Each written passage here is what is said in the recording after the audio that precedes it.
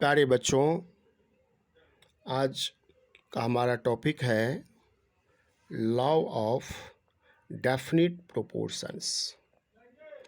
Chemistry में law of chemical combination नाम का एक टॉपिक है। Law of chemical combinations. तो केमिकल कम्बिनेशंस के अंडर में सब टॉपिक है law of definite proportion. Definite proportion का मतलब होता है फिक्स्ड हिस्सेदारी, फिक्स्ड कंपोजिशन, फिक्स्ड पार्ट। तो लॉ ऑफ डेफिनिट कंपोजिशन या लॉ ऑफ प्रोपोर्शंस एक ही बात है। लॉ ऑफ डेफिनिट प्रोपोर्शंस कहिए या लॉ ऑफ डेफिनिट कंपोजिशन कहिए। और आपको बता दें कि यह लॉ दिया था फ्रांस का एक बहुत बड़े साइंटिस्ट हुए हैं जोसेफ प्रॉस्ट। जोसेफ प्रॉस्ट नाम का एक बहुत बड़े साइंटिस्ट हुए, उन्होंने ही यह लॉ दिया। प्रॉस्ट साहब कहते हैं कि कोई भी कंपाउंड H2O ले लेते हैं, H2O में आप H2O यानी वाटर इंडिया का लें या अमेरिका का लें, वाटर आप पाउंड का लें या रिवर का लें, इसमें हाइड्रोजन और ऑक्सीजन का जो मात्रा होगी, अमाउंट होगा, वह फिक्स्ड होगा।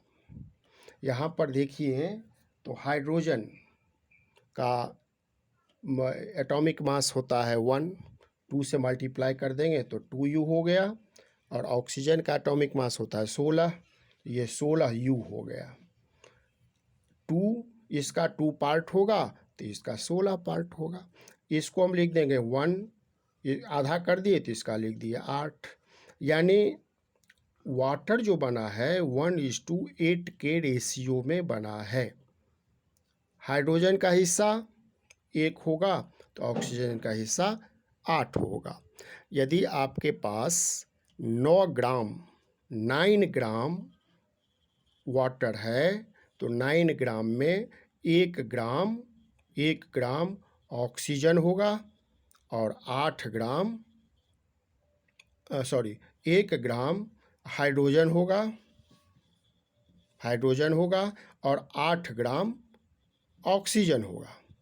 यानी ये फिक्स्ड रेशियो होता है। अब कोई कहेगा कि नहीं, हम दूसरे तरह से वाटर तैयार कर देंगे जिसमें हम हाइड्रोजन ज़्यादा रहेगा, ऑक्सीजन कम रहेगा। तो प्रॉस्ट कहता है, जोसेफ प्रॉस्ट कहा कि नहीं, ऐसा नहीं हो सकता है। किसी भी केमिकल कंपाउंड में एलिमेंट्स का जो परसेंटेज होता है या एलिमेंट्स का जो मात्रा होगा, अमाउंट होगा, वह फिक्स्ड रहता है, हमेशा फिक्स्ड रहता है। एक एग्जाम्पल तो ये हो गया। आप परसेंटेज भी आप निकाल सकते हैं कि हम पूछेंगे कि वाटर में हाइड्रोजन का परसेंटेज कितना है, तो आप हाइड्रोजन देख रहे हैं कि 1 है, तो 1 है हाइड्रोजन कितना में, 8 और 1 9 में है। तो यदि 9 दोनों मिल करके 9 है, 9 पार्ट है, तो उसमें 1 पार्ट हाइड्रोजन है, तो 1/9 ये फ्रैक्शन हो गया। इस फ्रैक्शन को आप परसेंट में बदल दीजिए। तो 10 को और 9 से 100 को 9 से डिवाइड करेंगे तो लगभग 11% हो जाता है। तो ये जो 11% हो गया, ये हो गया हाइड्रोजन हो गया। तो ऑक्सीजन कितना होगा, ऑक्सीजन होगा दोनों मिल करके तो 100 होना है। 100 से 11% हम माइनस कर देंगे तो 89% होगा। तो प्रॉस्ट यही कहा कि वाटर आप कहीं का भी लीजिए, इसमें इसका कंपोजिशन फिक्स रहेगा। 11% हाइड्रोजन होगा और 89% ऑक्सीजन होगा। बस यही है law of definite proportion. NCERT में एक बहुत अच्छा एग्जाम्पल लिया है क्यूप्रिक कार्बोनेट का। क्यूप्रिक कार्बोनेट का फॉर्मूला होता है CuCO3। क्यूप्रिक कार्बोनेट का फॉर्मूला होता है CuCO3। इसको कहते हैं क्यूप्रिक कार्बोनेट। क्यूप्रिक कार्बोनेट में जैसा कि एनसीईआरटी में बताया है कि आप ये क्यूप्रिक कार्बोनेट किसी भी सोर्स से लें, क्यूप्रिक कार्बोनेट आप किसी भी सोर्स से लें, कॉपर कार्बोनेट भी इसको कह सकते हैं। आप मैन मेड क्यूप्रिक कार्बोनेट लें या ओरिजिनल लें यानी नेचुरल लें, इसमें कॉपर का जो परसेंटेज होगा, कॉपर का जो इसमें परसेंटेज होगा वह 51.35 ही होगा। कॉपर इसमें इतना होगा। कार्बन का जो परसेंटेज होगा वह 9.74 होगा और ऑक्सीजन का जो परसेंटेज होगा वह 38.91 होगा। यानी क्यूप्रिक कार्बोनेट नेचुरल लें या मैनमेड लें या किसी भी सोर्स से आप तैयार करें, ये मायने नहीं रखता है, लेकिन उसमें कॉपर का परसेंटेज इतना ही रहेगा, कार्बन का परसेंटेज इतना ही रहेगा, ऑक्सीजन का परसेंटेज 38.9 ही रहेगा। आप कहिएगा कि परसेंटेज निकाला कैसे हम निकालेंगे, तो ये परसेंटेज कंपोजिशन टॉपिक है, उसमें हम बता देंगे ये परसेंटेज कैसे निकालते हैं। वैसे हम आपको वाटर में हाइड्रोजन और ऑक्सीजन का परसेंटेज निकालना सिखा दिए हैं, उसी तरह इसका भी परसेंटेज निकालता है।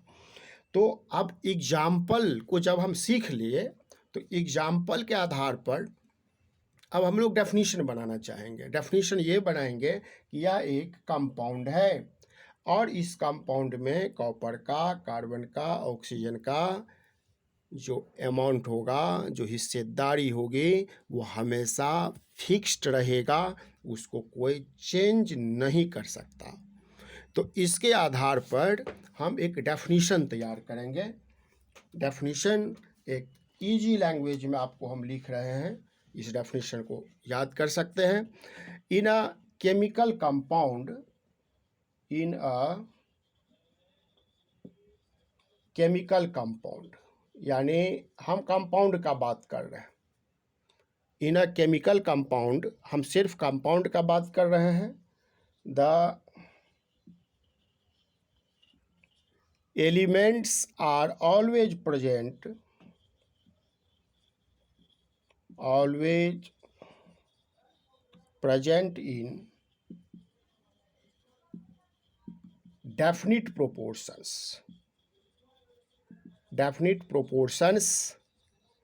by mass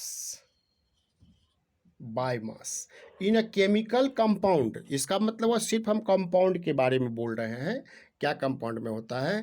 कंपाउंड एलिमेंट से बना होता है, तो एलिमेंट का प्रोपोर्शंस फिक्स्ड होता है यानी डेफिनिट होता है।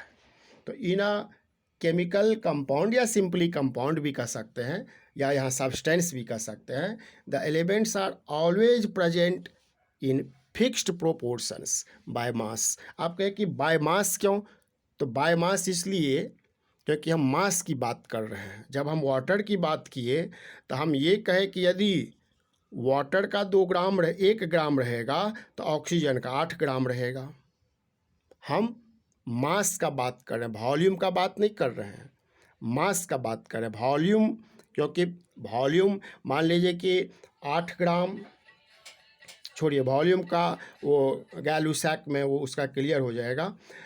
इसमें सिर्फ मास का बात करते हैं, इसीलिए बाय मास लिखाता है।